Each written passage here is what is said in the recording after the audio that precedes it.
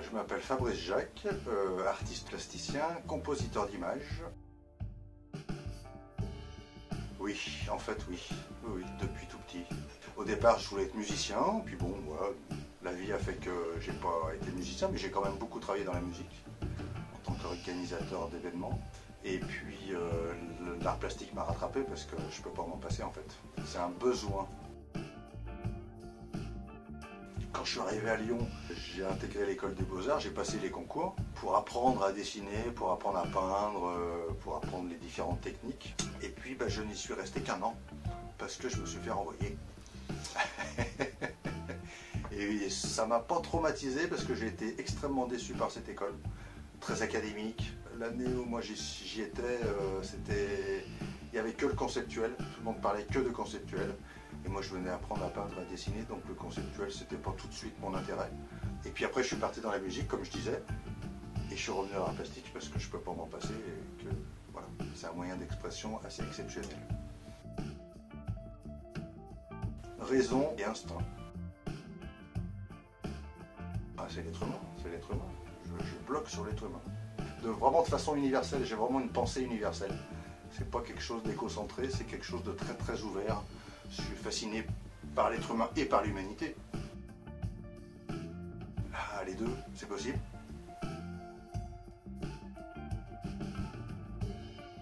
Alors ça, je suis pas encore sûr d'avoir tout compris là-dessus.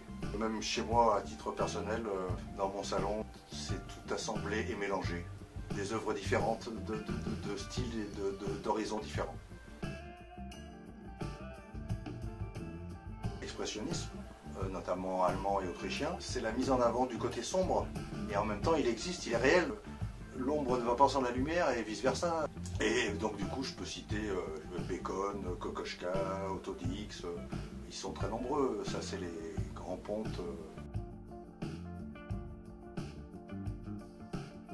Pour mélanger ces deux entités, l'expressionnisme et l'art concret, le côté géométrique, ça m'arrive de le faire au sein d'un même travail, ça peut. C'est aussi pour aller plus loin que l'accrochage basique, les uns à côté des autres.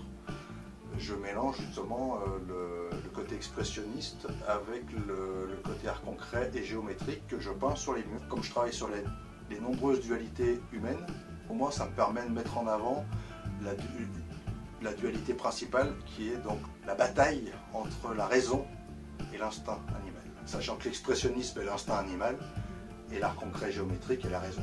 Je fais des accrochages d'installation aussi en fonction du lieu. Ça permet d'investir un espace.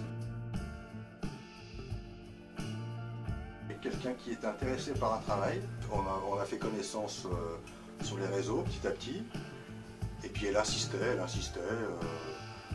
je veux t'acheter un boulot, je veux t'acheter un boulot et tout, allez viens à Bruxelles, viens me voir à Bruxelles, tout ça. Et puis la fois suivante où je vais à Bruxelles, du coup j'arrive avec le boulot sous le bras.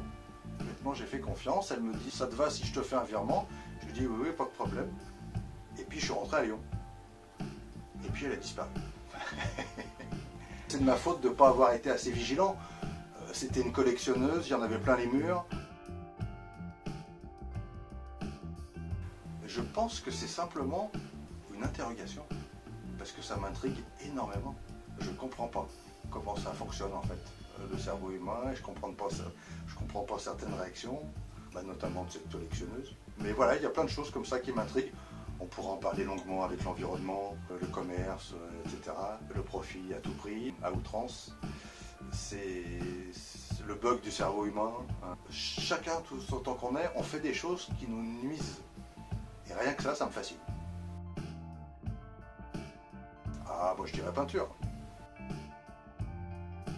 Je crois que c'est essentiellement un moyen d'expression, peu importe le médium. Le pire cliché, c'est que les gens se sont arrêtés il y a 150 ans à l'artiste bohème, livre d'amour et d'eau fraîche. J'en ai de nombreux même, devenir un artiste international, oui bien sûr. Exposer dans des lieux, j'en ai une liste en tête. Il y a plein d'endroits dans lesquels je pourrais faire des installations assez incroyables. Vive l'avenir.